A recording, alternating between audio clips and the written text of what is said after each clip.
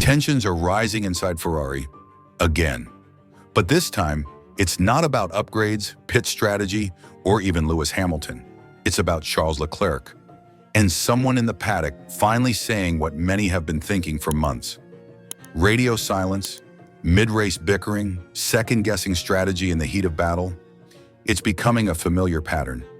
But when an ex-racer publicly says Ferrari should just tell him to shut up and drive, it hits different.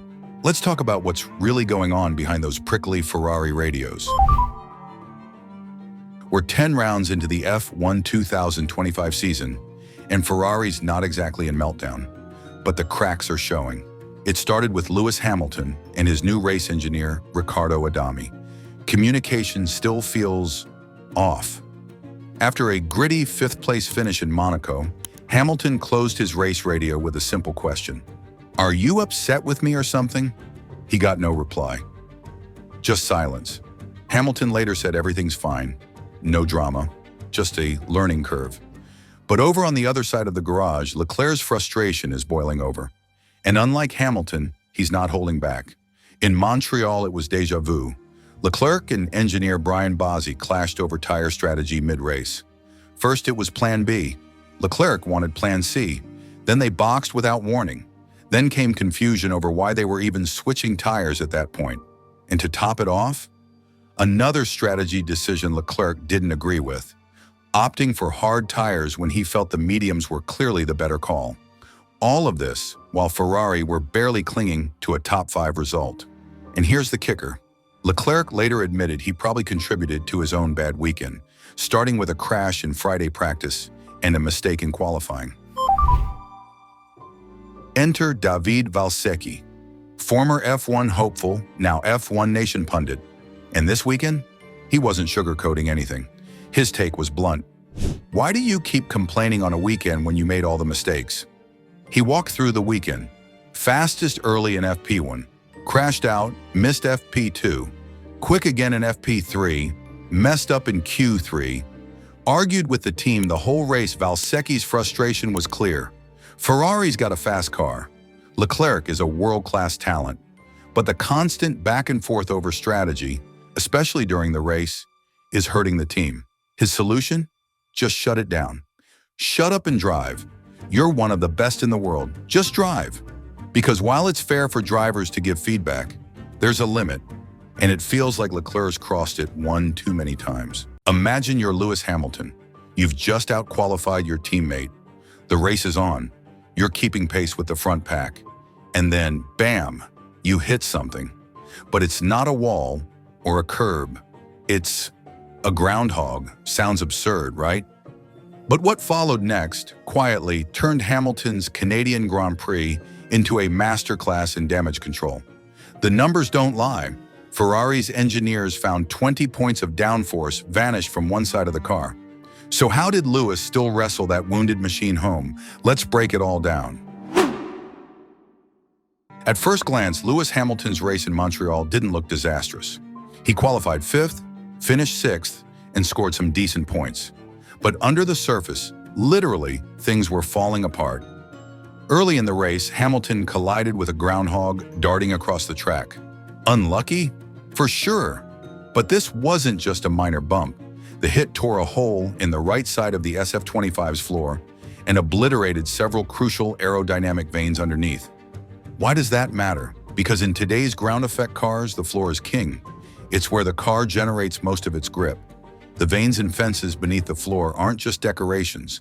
They control how air flows under the car, how stable it is in corners, and how much downforce keeps the tires planted.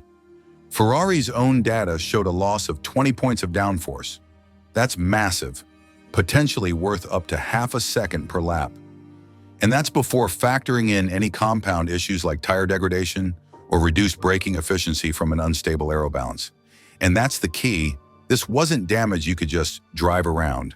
It changed the entire behavior of the car, especially in high-speed corners where stability is life. Hamilton himself described the floor as having a hole in it and missing all the vanes, effectively turning one side of the car into aerodynamic Swiss cheese.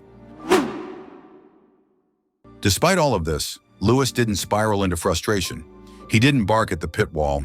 He didn't throw in the towel, he adapted. From the outside, it might have looked like a quiet, uneventful race. But from inside the cockpit, Hamilton was managing a race car that had been crippled by both aero damage and a mid-race brake issue. That's two core systems compromised, handling and stopping power, and he still brought it home in sixth. And here's the kicker. Even with that damage, Ferrari confirmed the car wasn't undrivable. It didn't cause wild balance swings or introduce porpoising. That says a lot about the car's base platform and Hamilton's ability to modulate his pace just enough to bring the car home without pushing it past its breaking point. In short, he turned what could have been a DNF into a controlled, intelligent recovery drive. Not flashy, not headline-grabbing, but absolutely essential. What if the biggest problem at Ferrari isn't the car, the drivers, or even the strategy, but the man supposed to be holding it all together? Fred Vasseur came in promising stability, logic, and a break from Ferrari's emotional chaos. For a while, it looked like it was working. But now, with tension rising, results slipping, and whispers swirling, one former Ferrari insider just lit the fuse, and he's not holding back. Let's break it down. When Fred Vasseur joined Ferrari, he brought a much-needed sense of calm and structure. Less noise, more process. The team stopped imploding every other weekend. They even started winning again. 5 victories last year, close fights at the front, and the momentum seemed real. Fast forward to now. The SF25 is unpredictable, inconsistent, and underwhelming. Ferrari went into 2025 aiming for a title run, and instead they're chasing scraps behind McLaren. Cue the media storm. But Vasseur hasn't changed his tune. He keeps repeating the same phrase, "There's more potential to extract," over and over, since March. That's what drove Roberto Baccafogli, a former Ferrari communications advisor, to finally snap. In a brutally honest interview, he called out the lack of transparency. He said what a lot of fans and insiders have been thinking. The more potential line isn't cutting it anymore. As Baccafogli put it, the season doesn't work. Let's say it straight. The car doesn't work. Even Ferrari's own drivers, Leclerc and Hamilton, have now publicly pushed back, saying there's nothing left to extract. They're already talking about next season. So now the fans are frustrated, the media's fired up, and the team sounds divided. And at the center of it all, Fred repeating a message that no longer convinces anyone. Ferrari is unique in F1. It's not just a team, it's Italy's team. The expectation is national. That means when things go wrong, they don't just disappoint fans, they spark outrage. That's why Baccafogli compares Ferrari to the Italian national football team. Everyone feels invested, everyone has an opinion. And right now, that spotlight is blinding. So when Vasseur recently blamed the press for hurting the team's concentration, it backfired hard. You don't tell Italians that Ferrari's problems are the media's fault. You just don't. Even worse, Vasseur's comments are starting to contradict what the drivers are saying. That's a dangerous sign. When the team boss is painting one picture and the men behind the wheel are describing something very different, the cracks are no longer hidden. Behind closed doors, the whispers are growing louder. Has Vasseur lost the locker room? Is Ferrari's upper management still backing him? Is the team united or just pretending to be? And here's the real twist. The person who has championed Vasseur from day one, Ferrari chairman John Elkann, just publicly celebrated another Ferrari success. Not in F1, but at Le Mans. So now all eyes turn to 2 races, Austria and Silverstone. Baccafogli believes they could be the final test. If Ferrari stumbles again, don't be surprised if a reshuffle begins, starting at the very top. Imagine taking a wild idea that no one took seriously, flipping off tradition, and turning it into a Formula One dynasty.